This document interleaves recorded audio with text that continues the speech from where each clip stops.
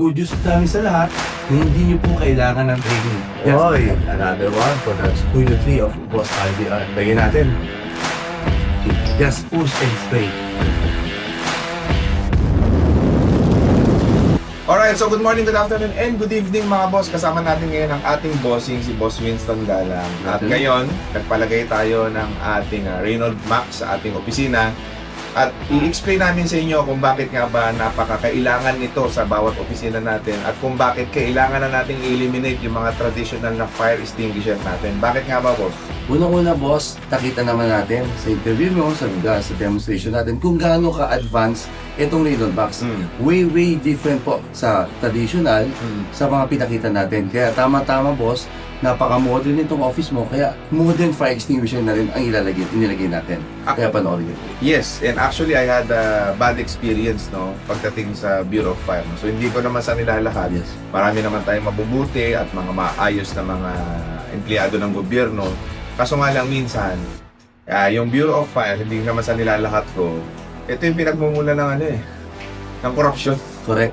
Tama po yan. Oo, kasi minsan nasasamantala yung mga business owners. I had that experience before na because hindi kami naging compliance sa mga fire extinguisher namin, sa mga fire alarms namin.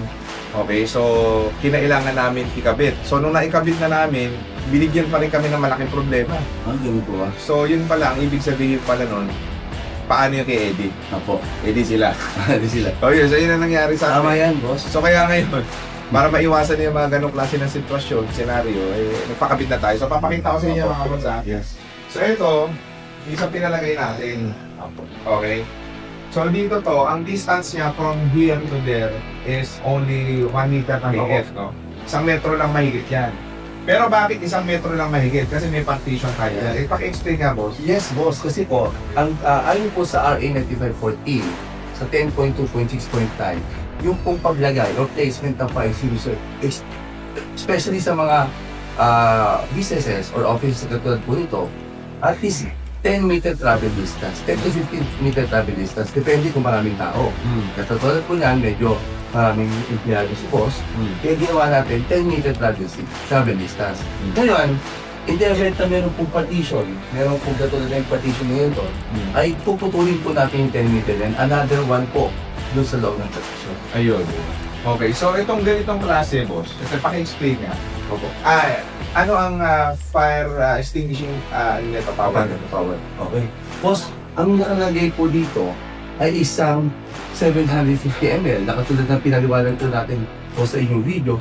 Nakakatumbas nito ay wheel-mounted na. Yung dihila-hilang gulo na 50 pounder. Bawat isang placement ginawa natin with Boss Raymond ay para ka na bumili na rin na 50 pounder. Yet, ang katumbas nito ay mas marami pa doon pagdating sa extinguishing power, pero yung spray time niya ay katumbas ng 50 pounder. Kaya boss, bakit po gano'n? Kasi ang presyo lang po nito ay para ka lang bumili rin ng 10 pounds or 10 pounds na HFC, yung Corellium, pero mas magaling pa dito ito. Ayan. So, mas effective na gamitin nyo. Nilagay na natin kasi affordable naman yung 750 natin, kaya bawat isang in-order nyo, boss, ay tinapatak ko na po ng 750. Ayan. So, mga boss, again, mas mabuti ng maging maingat kaysa paabutin tayo ng ganda leche-leche na. Diba, boss? So, kaya ako, ina-advise ko talaga sa lahat ng mga may bahay, may opisina, diba? Kung talagang mahal nyo yung inyong mga spaces, diba? Lagyan natin ng safety devices kagaya nitong Reynolds Max Fire Extinguisher. Okay? So sa lahat, nire-recommenda ko ang Reynolds Max Fire Extinguisher Spray na compact, maliit, pero ang power niya po, daig niya po yung mga tangke-tangke. Tsaka at least ito, kumbaga, hindi natin makakalimutan, madaling gamitin. Kasi yung iba, naging problema nila, nahihirapan silang gamitin. Yes. Yung fire extinguisher di alam gamitin. So, wala na, lumaki ng sunog bago mapuksan yung fire extinguisher. Tapos bukod doon ang bigat. Yes. Diba? So, Tama, boss Raymond, kaya itong mga employees mo, dapat yan, kung traditional, mag-o-OSHA training pa siya.